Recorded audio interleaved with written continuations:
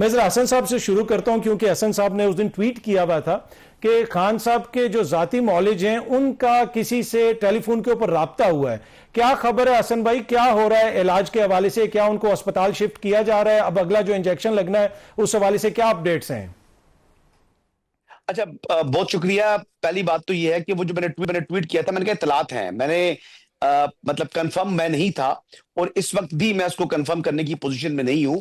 बिल्कुल ये इतलात मौसूल हुई थी, लेकिन ये मैं अब ये कहूंगा कि मुसद्दका इतलात नहीं है, यानी ये बात दुरुस्त नहीं है, क्योंकि मैं चाह रहा था कि डॉक्टर आसिम साहब इस मुतल्लिक वजाहत जारी कर दे, लेकिन फिर मेरे कुछ जो कुलीग हैं उन्होंने उनसे राब्ता करके उनसे जब इस मुतालिक पूछा तो उन्होंने इसका डिनाइल कर दिया है। तो इसका मतलब ये है कि वो इतलात दुरुस्त नहीं थी, पहली बात तो ये।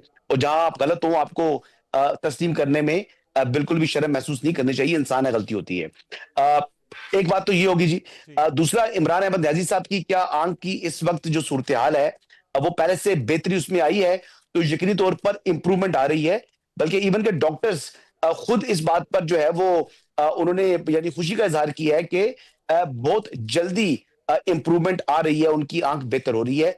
जो उनकी आंख की तकलीफ थी, सोजिश थी, वो चीजें कम हो चुकी हैं। और इस मुतालिक ब्रीफिंग भी दी गई थी बैरिस्टर गौर साहब को भी, और अलामा राजा नासिर अब्बास साहब को भी यही बातें कम्युनिकेट हुई थी।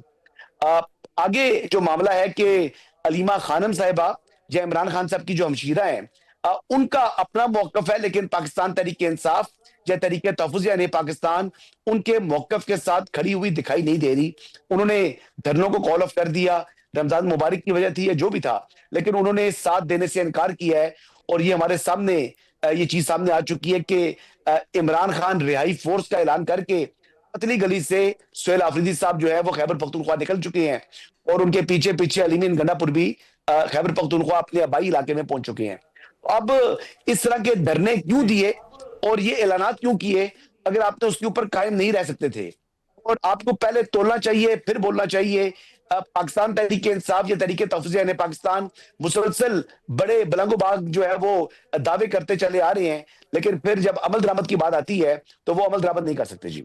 हसन भाई, आप इसको कैसे देखते हैं? ये जो इन्वेस्टमेंट के सारे मामलात हैं और मईशत की बेहतरी के दावे तो हो रहे हैं, लेकिन अभी भी हालत ये है कि जो ही रमजान शुरू हुआ तो हमें करोड़ों लोगों को पैकेज देने पड़ रहे हैं, अदरवाइज वो पाकिस्तानी जो है वो रमजान भी सही तरीके से उस तरह सेलिब्रेट नहीं कर सकते। तो आप क्या कहेंगे इस पे? देखिए, बिल्कुल आप बिल्कुल जो सवाल है इसका मैं जवाब देता हूं, लेकिन पहले मैं ये कहूंगा कि ये गल्फ स्ट्रीम का एक लग्जरी प्राइवेट जेट जो है ये मंगवाने की जरूरत नहीं थी। और ये यानी एयर पंजाब के लिए कम से कम इस्तेमाल नहीं होगा। ये 13 सीटर है या 19 सीटर है, इससे ज्यादा इसके अंदर सीट्स मौजूद नहीं है, तो ये कमर्शियल यूज के लिए तो इस्तेमाल हो नहीं सकता।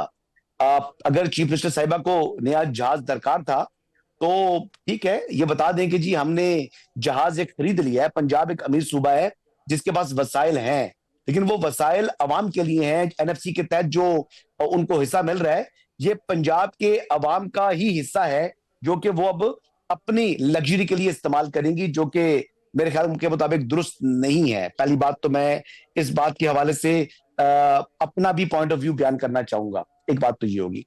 दूसरा, ये बात कर रहे हैं कि जो सीसीडी की बात कर रही थी अफसा, तो सीसीडी की जो 2000 की फोर्स है, आप यकीन करें कि पंजाब के अंदर उन्होंने एक बेहतरीन काम किया है।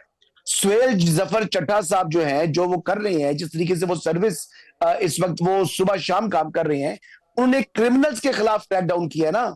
कोई नेक पारसा शरीफ आदमियों के खिलाफ तो घेरा तंग नहीं किया हुआ।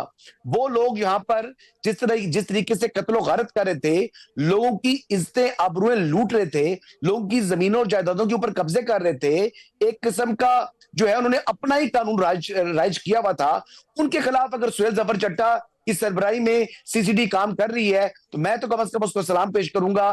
क्रिमिनल्स के लिए वो डरावना ख्वाब है, लेकिन आम शहरी को उनसे कोई तकलीफ नहीं है।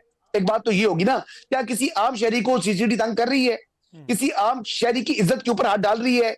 ऐसा काम नहीं है। अगर वो क्रिमिनल्स को, वो पता नहीं कौन कौन से बट थे जिनके बारे में ज्यादा शोर मचा कि जनाब उनका एक्स्ट्रा जुडिशियल किलिंग होगी, लेकिन इस बात के हवाले से उनको इल्म नहीं है कि उसको छुड़वाने के लिए पुलिस पार्टी के ऊपर हमला हुआ था।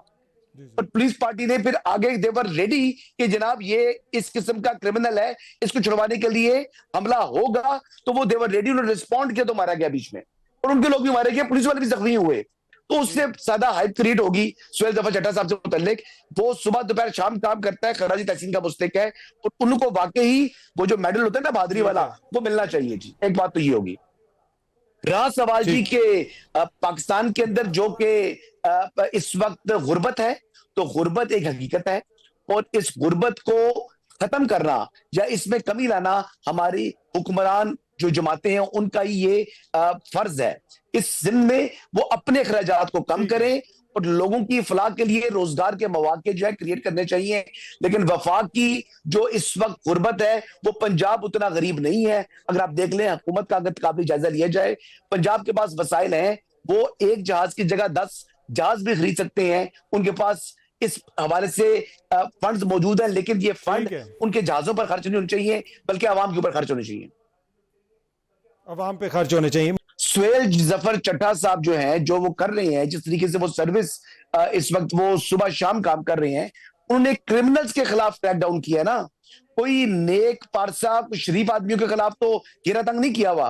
वो लोग यहाँ पर जिस तरीके से कत्लो गारत कर रहे थे, लोगों की इज्जतें आबरूएं लूट रहे थे, लोगों की जमीनों और जायदादों के ऊपर कब्जे कर रहे थे, एक किस्म का जो है उन्होंने अपना ही कानून राज किया हुआ था।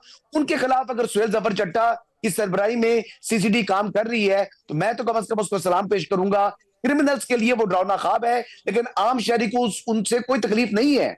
एक बात तो ये होगी ना, क्या किसी आम शहरी को सीसीडी तंग कर रही है? किसी आम शहरी की इज्जत के ऊपर हाथ डाल रही है?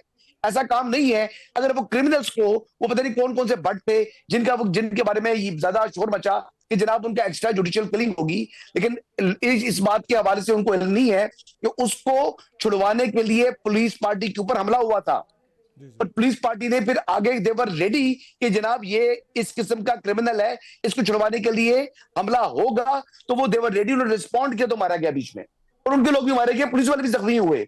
तो उससे ज्यादा हाइप क्रिएट होगी सुहेल जफर चड्ढा साहब से मुतल्लिक। वो सुबह दोपहर शाम काम करता है, खराजी तहसीन का मुस्तक है, और उनको वाकई वो जो मेडल होता है ना बहादुरी वाला, वो मिलना चाहिए जी। एक बात तो ये होगी। रहा सवाल जी ठीक। के पाकिस्तान के अंदर जो कि इस वक्त गुर्बत है, तो गुर्बत एक हकीकत है, और इस गुर्बत को खत्म करना या इसमें कमी लाना हमारी हुक्मरान जो जमातें हैं उनका ही ये फर्ज है। इस जिम्मे में वो अपने अखराजात को कम करें और लोगों की फलाह के लिए रोजगार के मौके जो है क्रिएट करने चाहिए। लेकिन वफाक की जो इस वक्त गुर्बत है, वो पंजाब उतना गरीब नहीं है। अगर आप देख लें हुकूमत का अगर काबिल जायजा लिया जाए, पंजाब के पास वसाइल हैं, वो एक जहाज की जगह 10 जहाज भी खरीद सकते हैं। उनके पास इस हवाले से फंड्स मौजूद हैं, लेकिन ये फंड ठीक है। उनके जहाजों पर खर्च नहीं होने चाहिए, बल्कि आवाम के ऊपर खर्च होने चाहिए। अवाम पे खर्च होने चाहिए।